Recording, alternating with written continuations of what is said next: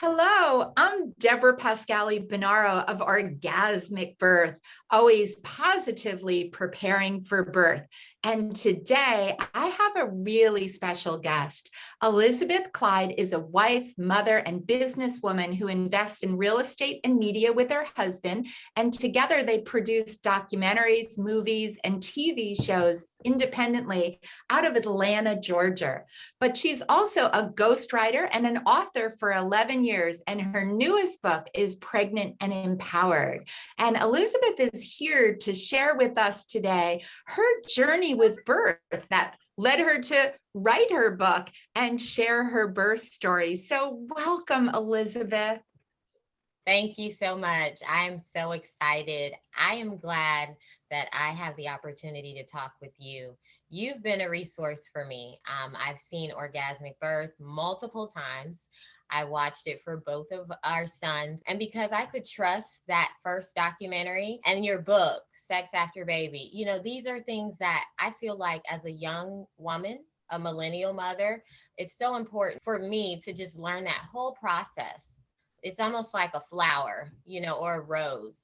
It's a very beautiful opening process. And if you have the right people that you're getting the information from to support you, you can have a positive experience. Oh, thank you. And I'm so honored that our film and our book touched you because we often say it's more than a film, it's a movement, right? And it's really about taking that in and then taking it into your own way and your own life and into the birth that you desire. And I know, like, I just was blessed to watch your birth footage the other day of your most recent birth. And truly, as I was watching, I was crying, I was laughing, I was just filled with joy because you and your husband, first of all, like he was amazing, just so calm, loving, and supportive. And your other child was just holding space, as we say as doulas, being present with calm and confidence and just in awe, as we all are, of the miracle of life coming into the world. It's a journey and a preparation. So I'd love for you to share a little bit about kind of your first birth. How did birth go and how did that lead you to preparing for this birth? This is perfect because I haven't gotten to tell the story. This is my first time. Literally, that video, you're the first person we've shared it with. And the reason why is because I wanted to make sure that my message was actually true. I wanted to live that truth for myself before I encourage any other person to say, have an orgasmic, beautiful life and birth, your way. So for Champion's birth, I was going to visit midwives, and they were telling me that as a first time mom, I was going to have to probably transfer to the hospital. And for me, I did not want to do that. Um, I later found out after the birth of Champion, my great aunt is 101. She had all eight of her children at home. I did not have her as a resource because no one told me in the family. Even my family was telling me with tears in their eyes, they're like, please, please don't do this. Do this for your next child. But it was something inside of me that just said, I have to own this experience. So I was looking for a first time home birthing mother in the US. I could not find one resource. I couldn't find it. I mean, it was just as I started to dig deeper and deeper, I was finding scarier stories. And so at one point, my husband even said, no more blogs. He said, no more blogs, just stop because you're confident and you know you can do this. And then all of a sudden you read something and you're waking up crying, And so I said, you know what? You're right. Just so happened there was a midwife who had been practicing for around 43 years, something to that effect. In the community, her name is Mama Oshun. First thing she said was greetings, and her voice just lifted my spirits.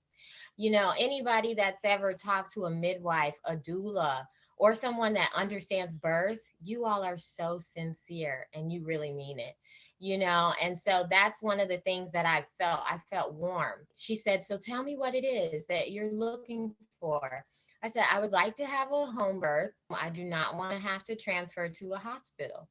She said, well, I have someone upstairs in my birthing suite right now, a young couple who just had their first baby, and they're here right now. She said, would you like to come over? And I'm like, oh my goodness. I was like, sure. And then when I get there, she looks at me and she assesses me. The husband of the other child is coming out. He's leaving. So it's really just a mother upstairs with her baby. So I'm getting that feeling and that energy and really that strength that another mother is in this house with me, or this birthing facility, because it's a very big home, and she just did it. Okay, I can do this, right? And so she asked me, do I have a support system? I said, yes, I'm married. She said, okay. And she said, you don't have to transfer to the hospital. It's really all based on the mother. She said, we actually don't encourage inviting anyone into the room that does not believe in how you want to give birth. I said, well, honestly, I would like it to be just my husband and you. We're a very close couple. So I just knew it would take someone that could bond with both of us. And so I felt like, okay, I made the right decision. So that's how we found the midwife. I just didn't stop, even when I was running into people who were not giving me the response. I just kept listening to some voice inside of me that said, keep going. So fast forward to Champion's birth. I was in labor for 32 hours. Oh my. Every time a contraction would come, I would say, stop, stop, stop, stop, stop. I would literally say that. And I think it was because I knew it was happening. I just was like, okay, how do I figure it out? That's what I was telling myself out loud. But what I did for both of our sons, and I just caught on to it, whenever I would say something like, come on, baby, or come on, baby, like as soon as I would acknowledge them, they would then start that process, that transition part from hot and cold. I really categorize birth as a marathon or a sprint. Right. So my second son was only 6 hours, and I just felt like I didn't need a lot of anything. I just needed things to kind of get my body to settle. And so there was no like diarrhea or anything when Champion was born. I don't think I used the bathroom until like the next day, because the amounts of food that I was eating were just more like nibbles. But I'm almost confident that if I was in a hospital, I'm sure they would have given me a C-section. I would have gotten some medicine or something, but I was in the comfort of our home. Our midwife was monitoring me. And then close to the end at transition, that moment when you're hot and cold, I mean, it's so indescribable, but you're literally hot and cold at the same time. So I birthed Champion laying on my back. And as he was coming out, she said, wait, wait, wait. The cord is around his neck. So she asked my husband to hold him, and she kind of like, they shimmied it around him in a sense, like they stretched it a little bit.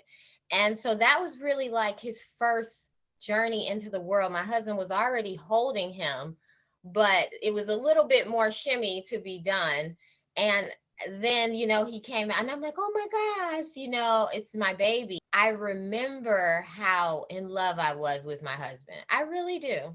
I really do. I remember being so thankful that he believed in me, because I did it, and right after that, then the placenta came out, and she made sure that I just got up and rinsed off. I didn't, do anything crazy. It was perfect for me, because I was just able to just relax. And then again, go back to what I was doing, which was now nursing and eating and resting. And, when people would come over, they're like, wait, you had him here? Like here? And I'm like, yes. And they're like, wow, wow, and my mom, she was not at the birth, and it was because she wasn't ready to see me. She wasn't. I know she couldn't take it, because she was crying to me, telling me like, please don't. Now, I later find out that my uncle and my aunt, who are her mom's sisters, were birthed at home. So I'm like, so mom, we have this in our family. And she's like, yes, but those times were different, but I'm thankful that I had a family around me that, even though they didn't agree, they respected my boundary lines. I told, you're not going to change my mind on this. Anything were to happen, please know that my husband would call the hospital. Somebody would be there for me to make sure I am fine. But I knew, in order for me to even be able to speak, to you, I watched your resources, and I needed to find that in me. What those women were saying were happening, it exists in every single woman who chooses to take on her birth, no matter how she does it. Yeah. So well said. And what you captured, Elizabeth, is so true. Like, we often say we get scare instead of care. And that's what you were hearing from so many, until you found the care that you needed, that respected and supported your choice. And I often say that, birth is physical, emotional, spiritual, and sexual. And when we're not ready, or we're shut down, or we don't feel safe enough to open on any level, we hold our babies in. And so you acknowledge that emotionally you needed that time, because there was something for you, right, that was holding back on some level.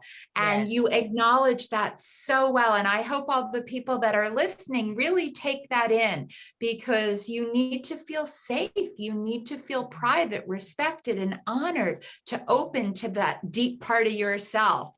And so take us forward, because you took all these amazing lessons and wisdom that you brought to yourself and your husband and your baby. And then you prepared for your next child. What was different? So I wanted to look at the resources I already applied, but I then had to go deeper. I knew I would be speaking eventually on this topic, but I didn't know when. And I knew, for me to be an expert in any way, I have to walk the path. I'm not going to really get out there and tell people anything that I haven't experienced. Everyone is different. And I highlight that in my book. No one is the same. Even symptoms for babies are so different. I don't even compare. So as I dive deeper, I found Sarah Schmidt on YouTube, and I saw her birth, and I actually reached out to her, and she was a resource for me. But I left out a piece of Champion's story. When I didn't find first time home birthing mothers in the US, I looked in the UK. And that is when I started to get connected with mothers. So it was literally the day after Champion was born, I received about 15 different emails. Every single email just was light and love, every single one. And so that started my journey of breastfeeding. So what I tried to do for my second birth is, let me get connected to people before. Who can I really reach out to? And so as I got into the idea of free birth, I knew if I said that to my husband, that may be pushing it a little bit. So that was what I kept thinking about. How am I going to tell him? Because I believe I can do this. And I said, honey, I believe that we should have the baby, at home. And he's like, yeah, that's what we're doing. I was like, yeah, but just us. We can do it. And he's like, what if, what if? And I told him, I said, go back to the birth of Champion. Nobody could bring him out but me. Nobody could push him out but me, and that if I go into an environment and I don't feel supported, I'm just going to shut down. I said, we could go to the hospital afterwards if that's something that, can just help me with this situation. And he said, okay. So then when it came time for Dominion's birth, when I would feel those contractions, I would push with those contractions. With Champion, I didn't push until the very end because I didn't know how to push. So that was something I learned from that first birth. I have to breathe. And I have to push when the contractions come. That's just it. For both of our children, the water broke at the very end. Like the crowning of their head is what burst the water. I remember feeling like a little pop, and I'm like, okay, closer now. So then as Dominion is coming, Champion is not afraid at all. I mean, I remember him being very close to me, And I'm thinking because of the sounds I'm making, he's going to want to try to move out the way. Like, no, this intrigued him. His level of understanding at that age was not to run. He just kind of ran up more so. And so then it was time for my husband to do his part, which was the head crowning. And when he said, it's a head, it's a face, I was laughing so hard. Whoa! Whoa! Nothing. It's a face. It's a head. Oh! Wait, babe. I can't. What you mean?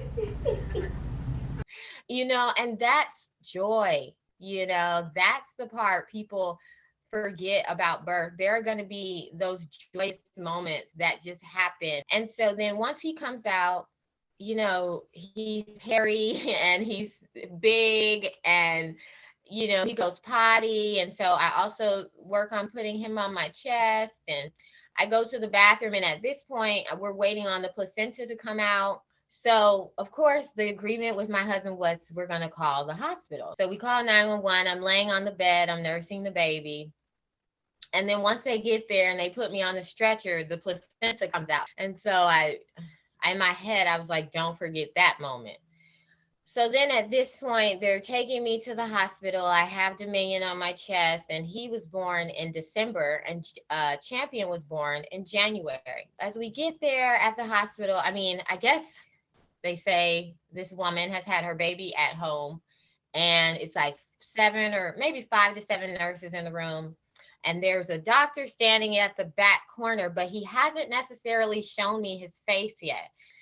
So my husband and son are not in the room yet. Dominion is still on my chest. They bring over the, separate table for him to be in, and they put him under the light. And I said, well, whenever you're ready, I'll just put him back on my chest because he is nursing. Then the doctor comes and he slides up a chair and he puts on his gloves and he squirts something on his hand. And I'm not necessarily in my right mind, I would say, because I'm thinking about the baby. So as the stirrups come, I said, excuse me, what are you about to do? He said, I'm going to insert 3 fingers into the vagina to make sure there's been no tearing. And I said, oh, no.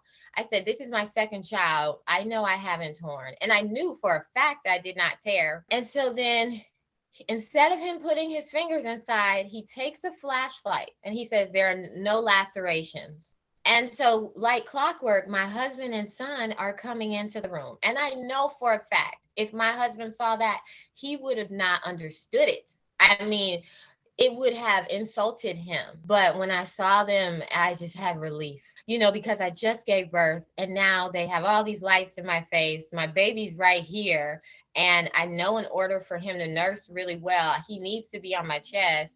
But I committed to doing this because this is also what my family process needed to look like. And then, of course, we stayed overnight, and it was its own experience. I can say when women are coming forward saying they feel mistreated from their doctors, I know for if that person would have done that to me, I would have never probably forgiven myself because I would have known better because of my home birth experience. But I think if they just start to rethink some methods, women would feel more confident going in. But I know that wasn't meant to happen to me. And so I said no. You are so strong and brave. First of all, your whole birth. And when we're allowed to trust our body, we know what to do, and that's to use gravity. But then you got to the hospital and you used your voice so well to trust your body, to know what you felt safe with. And I agree with you. Doctors, nurses, midwives, they mean well, but they've been indoctrinated into a model that's so different that sometimes they haven't seen a home birth. They haven't really fully seen what birth can look like. And they're doing things, and people sometimes are indoctrinated into believing that they should allow that to happen. So I really applaud you because you're giving everyone that's listening permission to trust your intuition, to use your voice, you know? And it's one of the things I say as doulas when we're there, we amplify voices to make sure that everybody is treated with the respect and dignity and care. So your entire story just shines such a bright light on your wisdom and your trust of your body, your baby, your husband. I really heard a lot through it. The two of you did this together. And when those that are listening, you know, as you watch the beautiful video, you really see the two of you together so beautifully. Yes, yes. I thank you for that. And I thank you for advocating, because I saw on your social media page about the, you know, the health disparities in the African American community. And it's saddening. I mean, Oh, it it's is. tragic. And someone commented, they say, you know, I keep seeing this and I'm trying to understand. So the best way I can explain this is, if people are born into poverty, they may not know what we know because they may not be encouraged to know.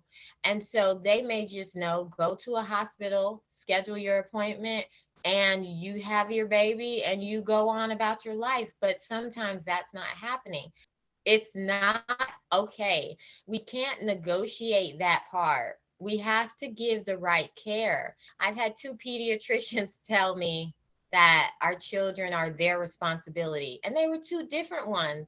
And so we're noticing in the industry, these are terminologies that are used. And so I asked them, I said, how are they your responsibility? I'm not understanding. Because all I need for you to do is to support me as a parent. If I trust you, you know, if I trust you to support me, you have to support me. What I've noticed is sometimes you have to talk to a different doctor, and I'll say, please bring someone in that understands what I need. And both times, Deborah, it's been an Indian doctor. And both times the doctor has said, oh, wait, you're breastfeeding? Okay, okay. They actually can't even measure the baby the same way. So you actually go home for about a week. And then if you see that the baby's not gaining weight or something, call us. But yes, if you're breastfeeding, keep breastfeeding. And so I'm just confused why Western medicine continues to perpetuate a lot of things that are taking away the power from the mother. It's power in birthing your child. It's power in nursing your child. You know, these are things that when you don't get the opportunity to do them, you can choose not to. But when it's stolen from you, when the opportunity is just glazed over, it does not empower you. You can feel like, wait, something's missing. Mothers love their children. They love their families because we're creating them. And then when you really stop to think about it, think about quarantine. Think about who you were in with that loved you. Children, in my opinion, they can be loud and boisterous, but that love is the most genuine, authentic love, angelic love that you will ever really experience. And it starts at birth. Yes. So Yeah. beautifully said.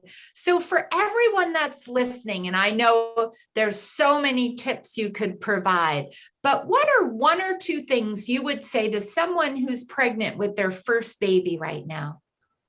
I believe that birth is mental. You have to start feeding your mind that, and then your spirituality will start to flourish it. And then it'll be in your heart, and then it'll flow through your veins. But you have to start with your mind. Don't watch or read things that are not positive. The next thing I would tell her is make it your own experience. No one is you. And that is your superpower. Make it your own. And that's what I think we have to do as women. You know, we have to say, I'm going to own this experience. That's all I want society to realize. If you're a mother, you have to own that experience. You do. I don't think it's right for us to start looking at children as these, you know, annoyances, because we all were children once. We all had to be born. And that makes sense to me, that we all had to be born in order to exist. I believe what we're seeing in society today is a result of traumatic birth experiences. We all had to be born, and that makes perfect sense.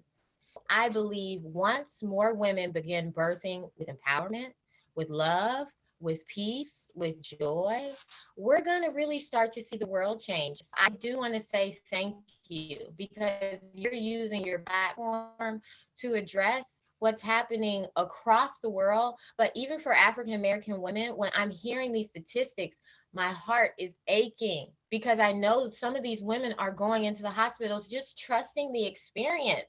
And they're not thinking that I'm not going to make it out of this, or my baby may not make it out of this. They're not thinking that at all because they wouldn't have put themselves in that position. And so we need more people to address it and not attack the community. It's a lot of things going on within it. And I use my voice to really stand up for family, for love, for peace, but also cohesion within the family. I know for a fact my family loves me, and that's what helps me, in this world, because there are things that are not fair, but I can look at them and I'm like, yes, I'm loved and I love you all as well. And that's what I need. And that's what they give me.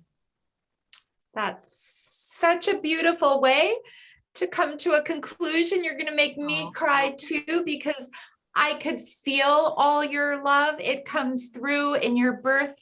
It comes through in you talking, and having had a minute to talk with your husband before we started, I could feel how much he treasures you. And he even said how proud he is of you. And that's so special. And I am just truly honored to have had this time with you, to hear your stories. And also, I agree with you 100%. We have to use our voice to amplify, especially that we have to create birth equity. We have to eliminate disparities.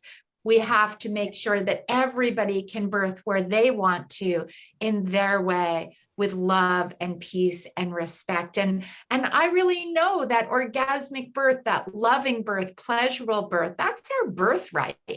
We can have challenge, but we can still have love too. We can have challenge and we can have humor. We can have challenge and we can have joy. And that's orgasmic birth. And you just so well shared that. So thank you so much, Elizabeth, for joining us and sharing your stories. No problem. I loved it. This is like a dream come true, because I told you I've watched the documentaries, I've read your book, Sex After Baby, essential. Oh my gosh. It's so essential. And I told my husband, I said, honey, I read this book. I said, I think you read this book. And he's like, what are you talking? He's like, what are you talking about? But even in that sense, it's like when that love moment comes after baby, it's sincere. That's what I'm like, you have to have some type of research. But I think also him seeing me in such a raw state for our births, he's so caring at that next stage, and so now a piece of that is my husband lost his mother, but I don't think that really is the reason, because his mother is someone who raised him to be a man, to have a family, to lead a family. And so I believe that when he found his wife, he really was like, okay, I found who I want to be with for the rest of my life, who I want to have my dream team. So that's what we say, we're building our dream team. And so, we're happy and we're thankful to even be able to talk with you. Oh, thank you. Ring the bell and subscribe for more orgasmic birth content so you can positively prepare for birth and parenting. And follow us on Instagram at Orgasmic Birth. And if you'd like some extra surprises, go to orgasmicbirth.com.